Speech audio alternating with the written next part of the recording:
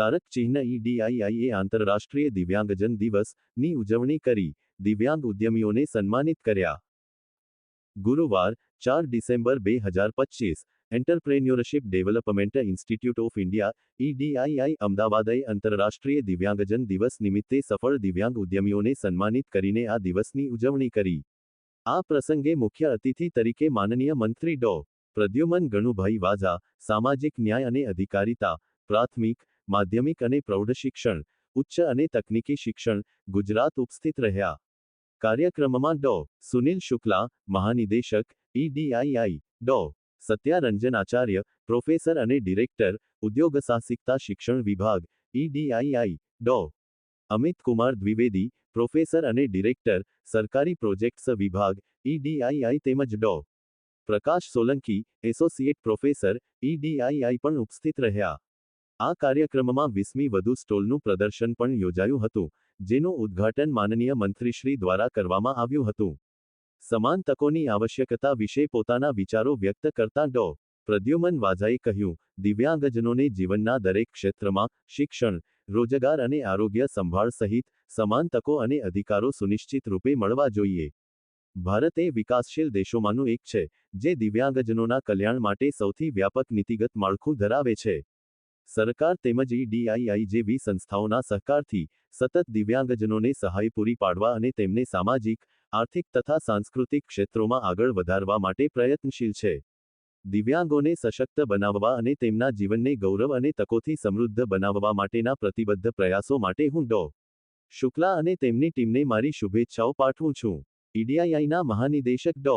સુનિલ શુક્લાએ કહ્યું, ભારત એક સમાવિષ્ટ સમાજ બનાવવા માટે પગલાં લેવાની જરૂરિયાત તરફ આગળ વધી રહ્યું છે। નવી વિચારસરણી અને નવું વાતાવરણ ઝડપથી વિકસી રહ્યું છે, પરંતુ સંપૂર્ણ પરિવર્તન માટે આવશ્યક છે કે સમાજ સતત, પ્રતિબદ્ધ અને સક્રિય પગલાં ભરે, જે લોકોમાં દિવ્યાંગજનો પ્રત્યેનો દૃષ્ટિકોણ બદલવા અને સમાનતાને સ્વીકારવા માટે પ્રેરણા આપે। मेरा नाम सुनील शुक्ल है। भारतीय उद्यमिता विकास संस्थान अहमदाबाद का महानिदेशक हूँ मैं। जैसा कि आप सबको विदित होगा, हर वर्ष 3 दिसंबर को अंतर्राष्ट्रीय विकलांग दिवस, international day of disability celebrate किया जाता है और इस अवसर पर आज हमने ये समारोह आयोजित किया। जैसा कि ये भी आपको मालूम होगा कि गुजरात सरकार का एक इनिशिएटिव 2019-20 में रहा है और गुजरात सरकार ने दिव्यांगजन सशक्तिकरण केंद्र की स्थापना यहाँ पर EDII में की है, जिसके अंतर्गत दिव्यांगों को उनकी रुचि के अनुसार व्यवसाय शुरू करने का, उद्यम शुरू करने का प्रोत्साहन, अवेयरनेस और साथ साथ प्रशिक्षण दिया जाता है। 21 तरह की दिव्यांगता होती है, तो हर दिव्यांगता के हिसाब से कौन सा व्यवसाय वो चुन सकते हैं, कर सकते हैं, उसके बारे में उनको मेंटरिंग, हैंड होल्डिंग और साथ ही साथ सरकार की जो विभिन्न योजनाएं हैं, गुजरात सरकार की या केंद्र सरकार की, उन योजनाओं का कैसे वो लाभ उठा सकते हैं, ये कार्यक्रम हम करते आए हैं। अभी तक 416 से ज़्यादा हमने उद्यमिता विकास कार्यक्रम दिव्यांगजनों के लिए किए हुए हैं। करीब 15,000 लोगों को प्रशिक्षित किया है और इसके द्वारा 1200 से अधिक उद्यम स्थापित हुए हैं। और इसी अवसर पर आज का ये जो कार्यक्रम रहा है, हमने उन दिव्यांग जो उद्यमी हैं उनको बुलाया, उनकी एग्जीबिशन हुई थी और आदरणीय माननीय मंत्री महोदय डॉक्टर वाजा जी यहाँ पर आए थे मुख्य अतिथि के रूप में।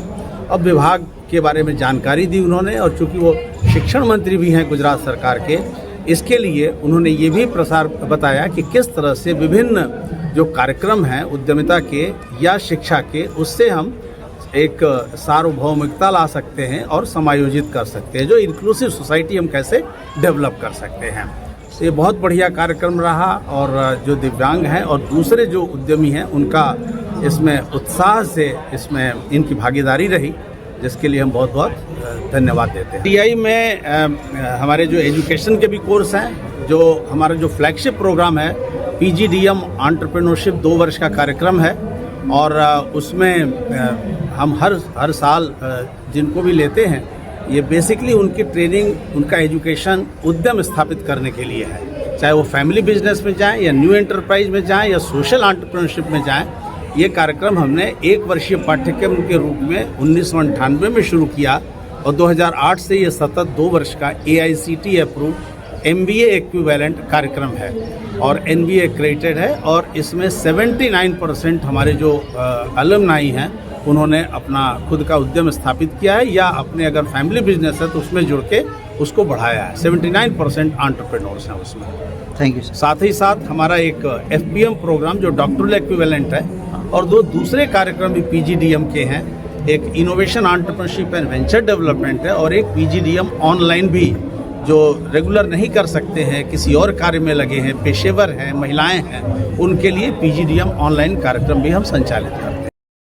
EDII અમે આ દિશામાં ઉત્સાહજનક પરિણામો જોઈ રહ્યા છીએ અને દિવ્યાંગજનો માટે સહાયક તથા સમાવે એવા પરિસ્થિતિ તંત્રને મજબૂત બનાવતી શ્રેષ્ઠ કાર્યપદ્ધતિઓ પણ વિકસાવી છે. અવતરણ ચિહ્ન. આ પ્રસંગે દિવ્યાંગ ઉદ્યમીઓને તેમના સાહસ અને મર્યાદાઓને પાર કરીને સફળતા પ્રાપ્ત કરવા બદલ સન્માનિત કરવામાં આવ્યા. સન્માનિત દિવ્યાંગ ઉદ્યમીઓમાં શ્રીમતી કવિતા મોદી, રવિ 555, શ્રીમતી ચેતનાબેન પટેલ, ગુરુશક્તિ ડિટર્જન્ટ મેન્યુફેક્ચરિંગ અને Shri Kalpesh Maganbhai Pandya, sale and repairing electronic products નો સમાવેશ હતો. ઉદ્યમીઓને સન્માનપત્ર પ્રદાન કરવામાં આવ્યો.